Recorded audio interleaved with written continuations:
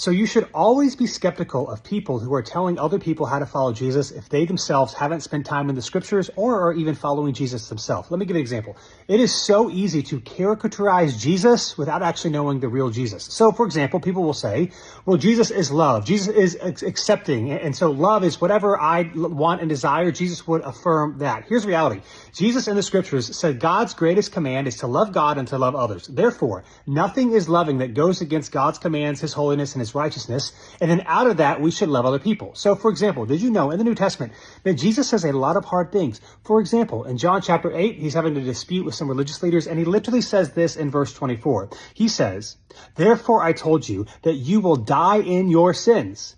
For you do not believe that I am he, you will die in your sins." In other words, if you do not believe, trust, and follow Jesus, you will die in your sins, eternally separated from God. Now, is that unloving to say? No, because it is true. And so we want to follow Jesus with grace and truth, but we have to make sure we're following the whole Jesus, and we have to make sure we are defining love by biblical standards and not worldly ones.